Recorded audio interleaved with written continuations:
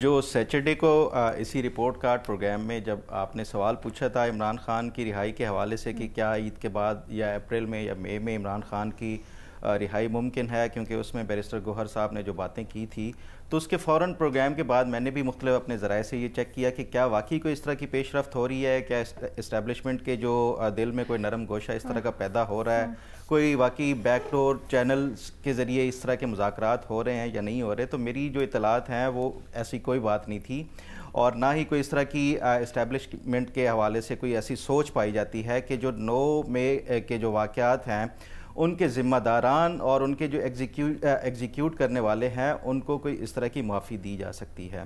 پہلی بات تو یہ ہے. دوسری بات جو آپ رؤوف حسن صاحب کے حوالے سے کہہ رہے ہیں کہ اسٹیبلشمنٹ کے پاس کوئی اور آپشن ہے ہی نہیں پی ٹی آئی کے حوالے سے، دیکھیں یہ جو مائنڈ سیٹ ہے پی ٹی آئی کے اندر، یہ عمران خان سے سرایت کرتا ہوا یہ نچلے لیول تک بھی یہی آتا ہے کہ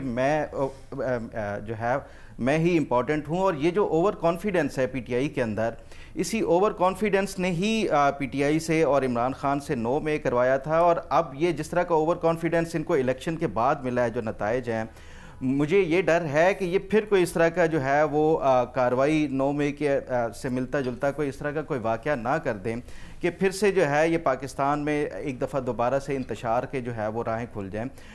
آپ جب یہ ان کے نو کانفیڈنس ہوا تھا عمران خان کے خلاف، تو اس کے بعد پبلک نے جو ہے ان کو ایک اچھا رسپونڈ دیا. انہوں نے جو ریلیز کی، پھر زمان پارک کے باہر بھی جو جس طرح وہ کیا، تو عمران خان خود کو جو ہے وہ سب سے زیادہ پاپولر لیڈر پاکستان کا وہ سمجھنا شروع ہو گیا. اسی زوم میں انہوں نے وہ جو ہے 9 مئی کا اور ریڈ لائن ایک انہوں نے وہ کھینچ لی کہ عمران خان جو ہے ہماری ریڈ لائن ہے، اس کو جو گرفتار کرے گا اس کے بعد جو ہے وہ ایسی کی تیسی کر دیں گے.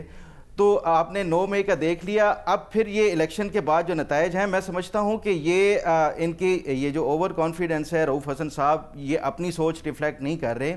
یہ وہ سوچ ہے جو عمران خان آگے ڈیلیور کرتے ہیں اپنے جو جن ملاقاتیوں کو، جو ان کے رہنما آتے ہیں. تو مجھے یہ لگتا ہے کہ یہ عمران خان پھر سے اس طرح کا کوئی واقعہ نہ کروا بیٹھے اپنی پارٹی سے کہ ایک دفعہ پھر. بٹ آپ اس کو اوور کانفیڈنس بار بار کیوں کہہ رہے ہیں؟ علینا دیکھیں، یہ اوور کانفیڈنٹ ہی نہیں ہے، اوور کانفیڈنس نہیں ہے تو اور کیا ہے کہ یہ جو الیکشن کے نتائج آئے اس کے بعد انہوں نے بالکل جو ہے وہ پرواہ کرنا ملک کے ساتھ کیا ہوگا، ملک کا انجام کیا ہوگا. انہوں نے آئی ایم ایف کو خط لکھ دیے. انہوں نے جو اس طرح کے جو جتنے بھی اقدامات یہ کر رہے ہیں، تو یہ مجھے صرف اور صرف ان کی اوور کانفیڈنس ہی لگ رہا ہے. ادروائز کوئی ریشنل تھنکنگ کے ساتھ کوئی بھی سیاسی جماعت اس طرح کے اقدامات کر ہی نہیں سکتی بالکل جو یہ کرتے آ رہے ہیں. بٹ کیونکہ اس طرح ہم نے دیکھا پبلک میں بھی ابھی تک ان کی سپورٹ ہے، الیکشنز میں سب سے بڑی اس کی نمائندگی نظر آئی کہ ایک اچھی اکثریت تحریک انصاف کو ملی.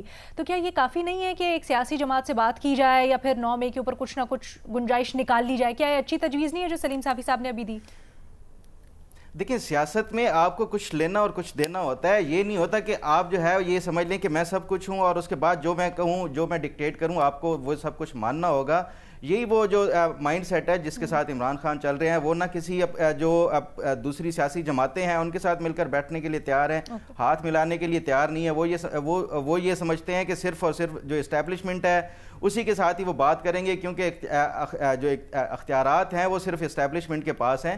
تو اس مائنڈ سیٹ کے ساتھ جب آپ دوسرے جو اپنے جو سیاسی میدان میں حریف ہیں ان کو کچھ سمجھنا ہی چھوڑ دیں کہ یہ بھی کوئی چیز ہے، تو میرا خیال ہے کہ یہ پھر اپنے لیے راہیں آپ جو ہے مسدود کرتے جاتے ہیں. اور پھر اس کے بعد جو 9 مئی کا بھی آپ اگر اس طرح کے واقعات کر کے بیٹھے ہوں تو اس کے بعد یہ میرا خیال ہے کہ یہ اپنی تمام تر جو راہیں ہیں یہ بند کرتے جا رہے ہیں.